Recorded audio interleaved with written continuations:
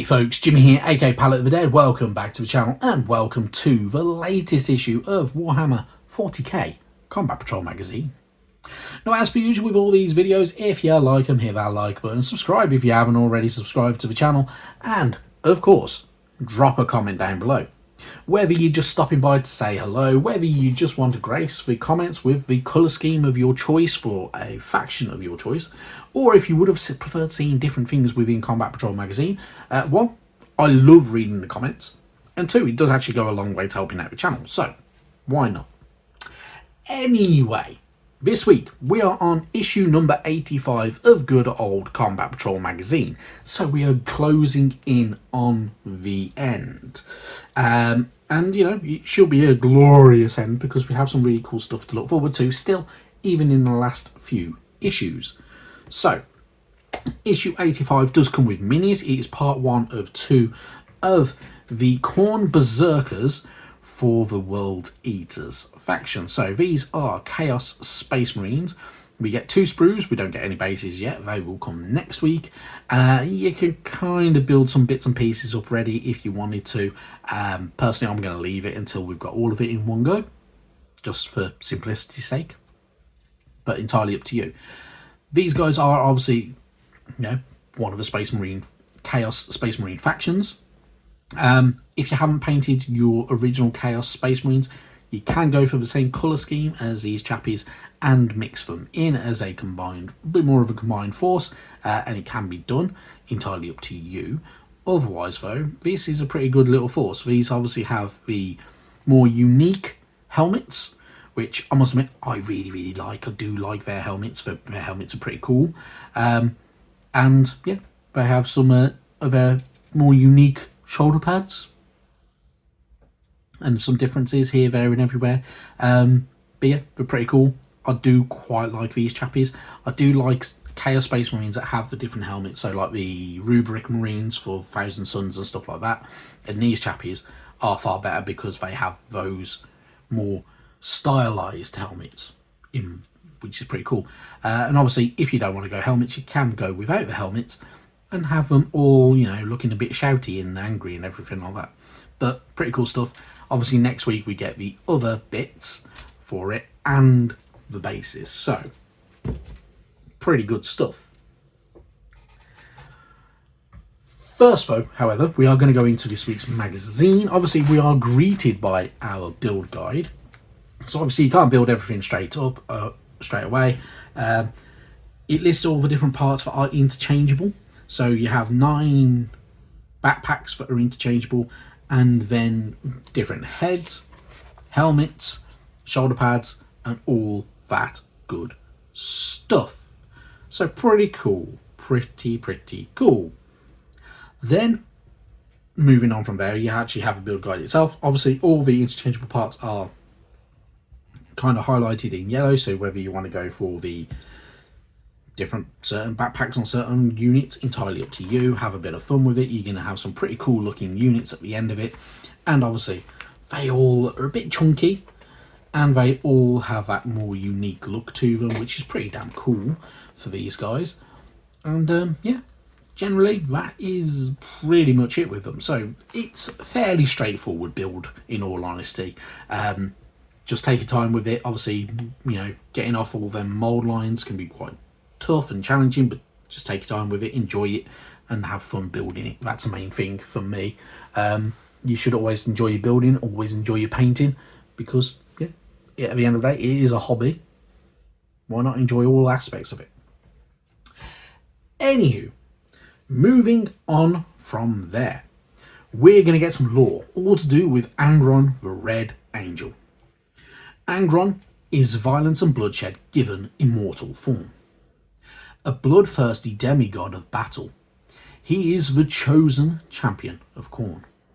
For 10,000 years he has ravaged the galaxy, bringing death and slaughter to entire worlds. Such is his power that those in his presence are driven to acts of unspeakable violence and ferocity. The demonic Angron has tormented many worlds throughout the galaxy. His monstrous form appears at the head of armies of World Eater Space Marines and Khorne demons to wreak carnage and bloodshed across the stars. His coming causes dread in his enemies, and even his allies look upon him warily, for they are never quite sure when he might turn upon them to sate his uncontrollable fury and battle lust. He is a terrible figure who spreads fear before him. However, this was not always the case. Once, Angron was one of the Primarchs, the 20 genetically crafted sons of the Emperor. He had remained on Terra with his father. Had he remained on Terra with his father, should I say, he might have had a bright future as a noble warrior and a leader of humanity's armies. But such was not to be the case. Fate intervened and the Primarchs were scattered across the galaxy, and Angron was set upon by a tragic course that would transform him into the violent and malevolent creature he is today. So, as you can tell, Angron was never always how he is now. So, after the infant Primarchs were scattered throughout the galaxy by the Chaos Gods themselves, Angron found himself growing up on the world of Nuciera, where he was made a slave and forced to fight in the gladiatorial arena for the amusement of his captors. And Angron was a brilliant gladiator, slaying hundreds of opponents and establishing himself as a respected and feared opponent. He was eventually saved by his own father, the Emperor of Mankind, who was drawn to Nuciera by the psychic aura of the Lost Primarch himself, and the Emperor had secretly been observing Angron from orbit, and he was pretty impressed with the way he had led his slave army in battle. So, he was bestowed the command of the 17th Legion, and throughout the Great Crusade. So, pretty cool stuff. And yeah, it's pretty decent lore behind him as well, which is always really cool. You get some nice little artwork as well, because you can, if you wanted to, buy the Horus Heresy look and version of Angron himself, if you really, really wanted to. And you can actually buy him in his demonic form. So you can have both, if you wanted to as well. Both look pretty decent. They're not too bad. They're pretty cool looking units. And so, yeah, you can get some really good paint schemes out of them and build them up in really cool ways and have a really unique army if you wanted to. So, but yeah, pretty cool stuff. And yeah, good fun. Obviously, he eventually did become one of the traitor legions and one of the traitor Primarchs, turning his back on the Imperium so he could not be so constrained, and he didn't have to rein in his violent temperament or anything like that, and began to worship Khorne, because obviously Khorne is the god of butchery, skulls and blood and everything like that. And eventually Angron became that monstrosity there with a big huge sword and a huge axe, because who doesn't like a huge sword and a huge axe, and some monstrous wings as well. So pretty damn cool. Then we move on, we get a little bit more lore to do with the Arks of Omen and Vashtorr the Arkifane, so which is this chappie just here, who's a pretty decent looking mini as well. He's a very unique looking as well, so pretty cool. So Vashtorr is a powerful demonic entity who is linked to the act of invention and curiosity. He has a great affinity for machines, particularly those that deal out death and misery. He is the embodiment of the many innovative and technological ways in which living beings have sought to kill one another. Vashtorr's origins are surrounded in secrecy. Some crypto scholars believe that he arose as an echo in the warp to some great arms race during a forgotten apocalyptic galaxy-spanning war. Others suggest that he was just birthed in warp to carry out some dark purpose. Others posit that he is the reflection of the desire to control and manipulate the world through science and technology, and that he has existed since the first living beings used the first tools. Either way, he is a mysterious figure whose appearances herald great catastrophe. So, on these pages, obviously learning a little bit more about Vashtorr the Arkifane, who is a pretty unique figure.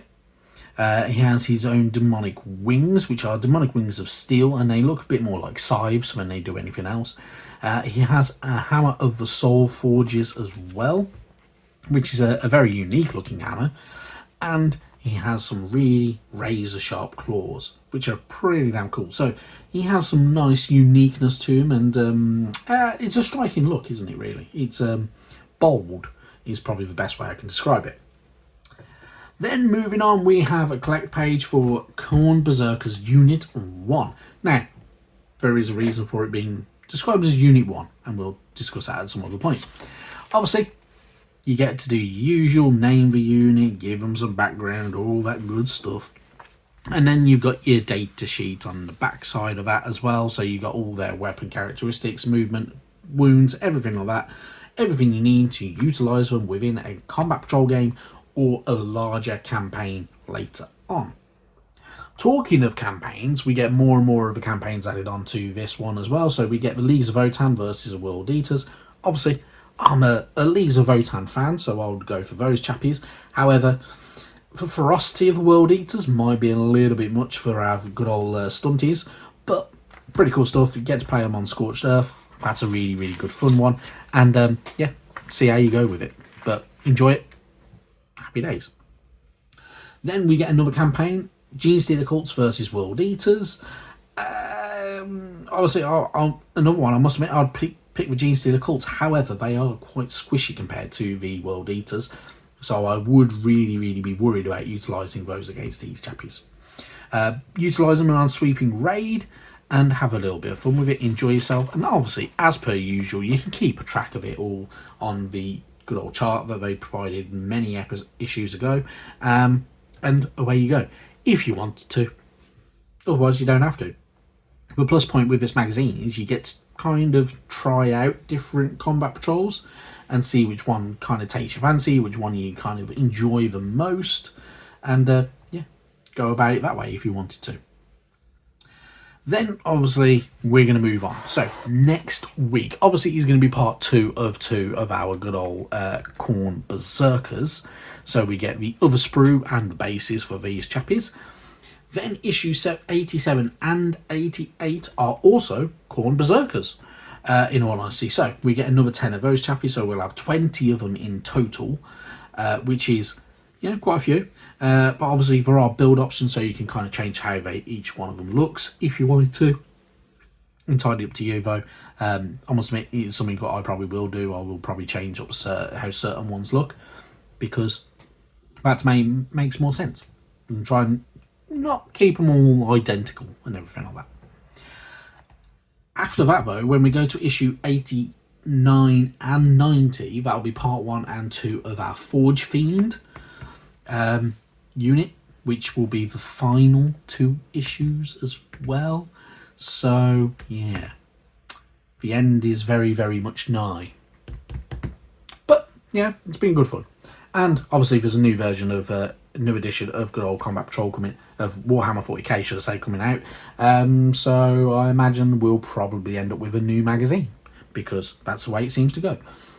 But it will be in, 18 months' time. Anywho, that is more than enough from me. Thank you so much for watching. Thank you so much for keeping up with the series. If you haven't already checked them out, obviously we have a new series of good old Spearhead magazine. So we're going through that. We've not even hit issue 10 yet, but it's coming along quite nicely.